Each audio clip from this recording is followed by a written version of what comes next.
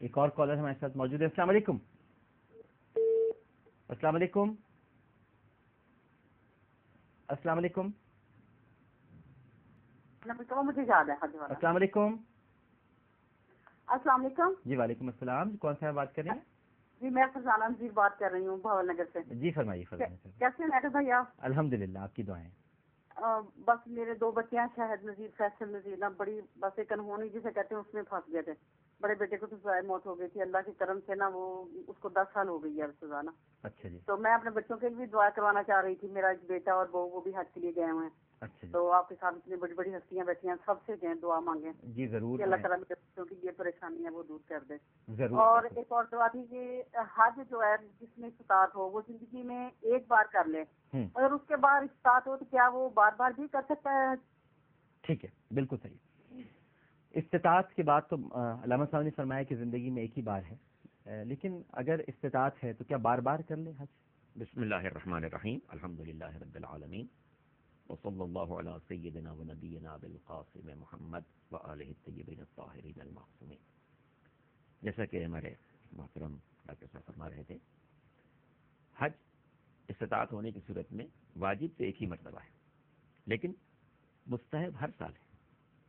اسی لیے ہمارے علم تحریم کے معمولات میں تھا کہ وہ ہر سال حج کے لیے تشریف لیا کرتے. حتیٰ کہ امام حسن مجتبیٰ علیہ السلام نواز رسول نے 20 سال متواتر پیدل حج کی ہے. مدینہ منورہ سے روانہ ہوتے تھے مکہ مکرمہ اور پیدل حج کی سعادت حاصل کرتے تھے. تو اس لحاظ سے یہ ایک اہم ترین عبادت ہے بندگان خدا کے لیے. اور عرفات کے میدان میں حاضری کا جو لطف ہے وہ بالکل سب سے منفرد ہے. اس میں تو کوئی شک نہیں ہے کہ دعا انسان جہاں مانگے قبول ہوگی، لیکن یہ بات بھی پیش نظر ہے کہ ایک زمان کی خصوصیت ہے، ایک مکان کی خصوصیت ہے. ماہ ذی الحجہ کے ابتدائی 10 دن جو ہیں یہ دعا کے لیے بہت اہم قرار دیے گئے ہیں.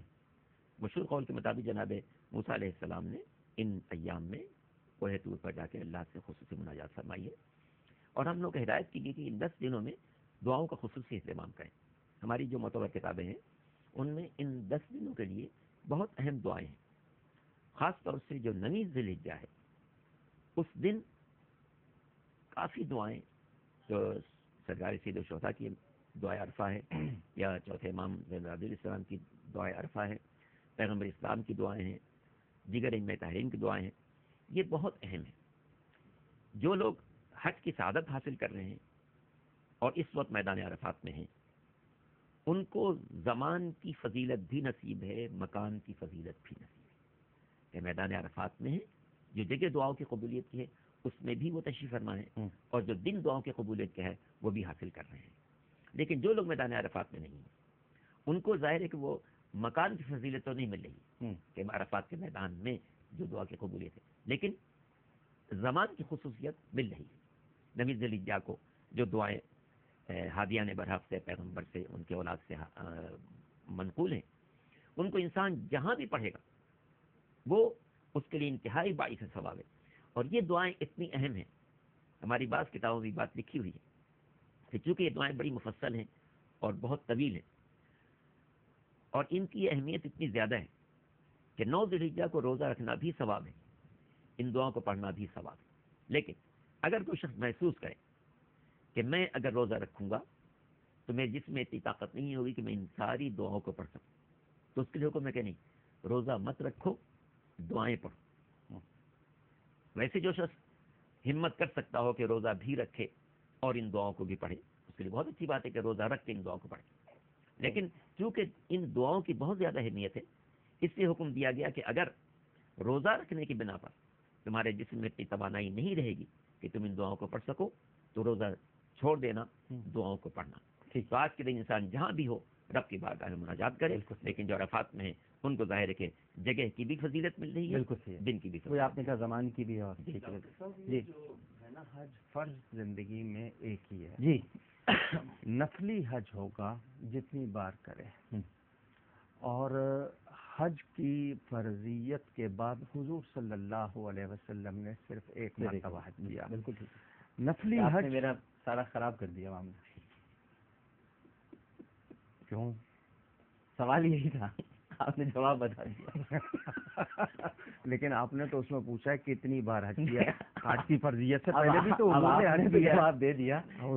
فرضیت سے پہلے بھی تو حج کیا. کہاں فرضیت کی بات.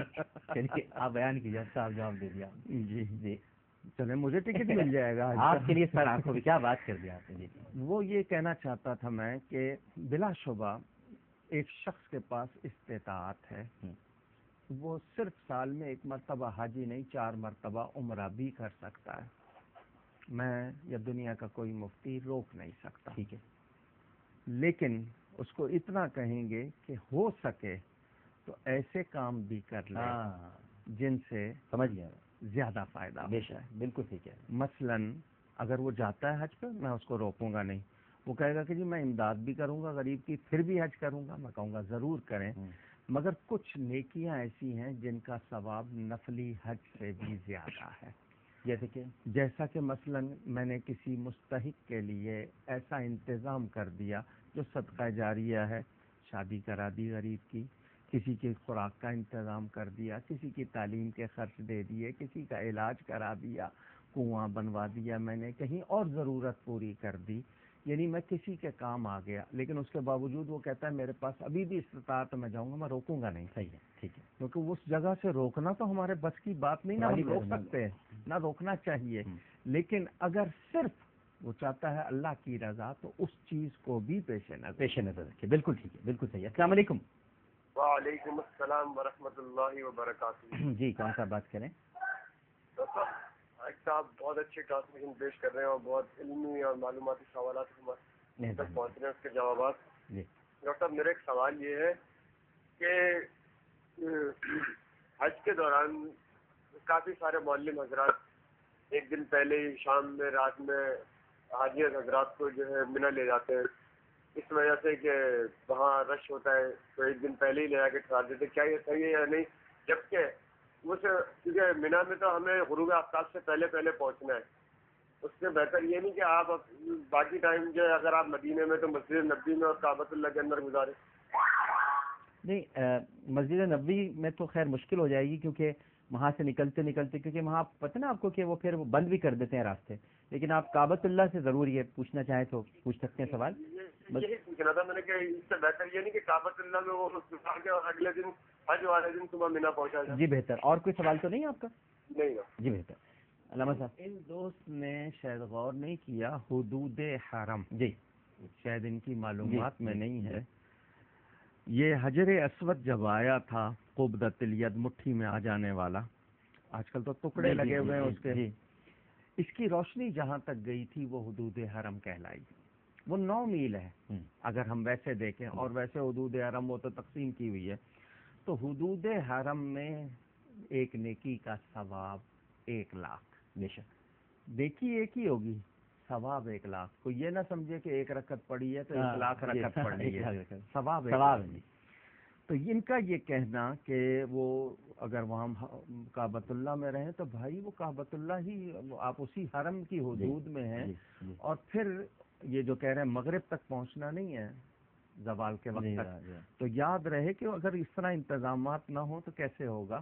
بلکہ وہاں جا کے بھی ان کے لیے کیا ہے, عبادت ہی کرنا ہے اور احرام کی پابندی میں ہے وہ.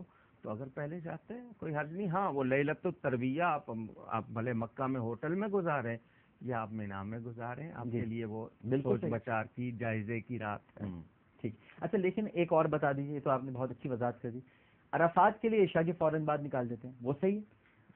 سنت تو یہ ہے کہ صبح فجر پڑھ کے نکلیں, لیکن اگر ان کو یہ ہے کہ جی تمام کو نہیں لے نہیں جا سکتے, جی ٹھیک ہے, کیونکہ اس دن مقامی لوگوں کا بھی ایک ہی دن کا حج ہوتا ہے جو مکہ کے رہنے والے ہیں, تو وہ بھی شامل ہوتے ہیں. تو سڑکیں کم ہیں, سواریاں تو یہ سہولت کے مطابق پھر یہ کیا گیا تو کوئی اس میں بری بات نہیں. اتنا بھی نہ ہو کہ بہت جلدی ہو جائے. ٹھیک ہے, بالکل صحیح ہے. یعنی یہ دیکھ لیا جائے کہ اتنا زیادہ رش تو نہیں ہو رہا ہے, تو جتنی زیادہ تاخیر کر سکیں. بالکل ٹھیک, بالکل صحیح. السلام علیکم. السلام علیکم. جی کون صاحب بات کریں؟ میں بلقیس بات کر رہی ہوں دبئی سے. جی بلقیس صاحبہ فرمائیے. میں آپ کے بیٹا میرے پڑوسی ہو, میں آپ کے چاچا کو بھی جانتی ہوں اور آپ کی امی سے بھی اچھے سے واقف ہوں. کہاں پڑوسی رہا ہوں میں آپ کا؟ ہماری پڑوسی تھی. کہاں پڑوسی؟ تو میں یہ پوچھنا چاہ رہی ہوں بیٹا کہ میں نے یہ تو بتائیے مرتبہ عمرہ کیا ہے. اچھا چلیں، میں یہ پوچھ رہا تھا آپ سے کہ میں پڑوسی کہاں پر رہا ہوں آپ کا، یہ خداداد کالونی میں یا خداداد کالونی میں؟ اچھا اچھا جی بالکل ٹھیک ہے، صحیح ہے، پوچھیے آپ، سوال کیجیے آپ. پیچھے ہمارا سامنے گھر تھا آپ کا، پیچھے ہمارا 54 نمبر گھر تھا. اچھا صحیح ہے، تو ہمارے 821 تھا، صحیح ہے بالکل ٹھیک ہے. ہاں تو اب میں یہ پوچھنا چاہ رہی ہوں کہ مطلب میں نے عمرہ تو 6-7 دفعہ کیا ہے، لیکن اب اتنا نہیں ہے کہ میں حج کر سکوں. ہم لوگ دبئی میں مقیم ہیں، دبئی میں رہتی ہوں، لیکن اب کسی نے یہ کہا ہے کہ حج بھی ضروری ہو گیا آپ پر. تو میں یہ پوچھنا چاہ رہی ہوں کہ اتنا تو میرے پاس نہیں ہے کہ میں حج پہ جا سکوں. اچھا آپ نے عمرے کیے، حج نہیں کیا آپ نے؟ عمرے کیے آپ نے، حج کبھی بھی نہیں کیا؟ بس حج نہیں کر سکی، عمرے بہت مرتبہ کیے، 6-7 دفعہ عمرہ میں نے کیا ہے. ٹھیک ہے. تو اب پیسے بہت زیادہ ہو گئے، یعنی حج کے بہت زیادہ پیسے لگ رہے ہیں نا، تو ابھی اتنی ہماری گنجائش نہیں ہے. تو میں یہ پوچھنا چاہ رہی ہوں کہ اب یہ فرض ہے مجھ پر؟ بالکل ٹھیک ہے، ہم علامہ صاحب سے اس کے جواب لیتے ہیں. ایک اور کالر ہمارے ساتھ موجود ہے. السلام علیکم. السلام علیکم. ہلو السلام علیکم. وعلیکم السلام. جی جی میں الیاس بات کر رہا ہوں ڈاکٹر صاحب. جناب الیاس صاحب. حضرت سوال یہ تھا کہ ایک قربانی کی گائے تو ہم لے آیا ہوں میں، لیکن اس کے 7 حصے نہیں بن رہے، ٹوٹل مطلب حصے اس کے ساتھ مکمل نہیں ہو رہے. تو کیا یہ 2 یا 3 لوگ گائے میں تو ہے نا یہ قربانی کر سکتے ہیں؟ ٹھیک ہے، مطلب آپ یہ پوچھنا چاہ رہے ہیں کہ اب گھر میں 2-3 لوگ ہیں تو باقی، اچھا اب آپ یہ پوچھنا چاہ رہے ہیں کہ باقی حصوں کا کیا کیا جائے، یہ بھی سوال ہے. جی بالکل ٹھیک ہے، بالکل صحیح ہے.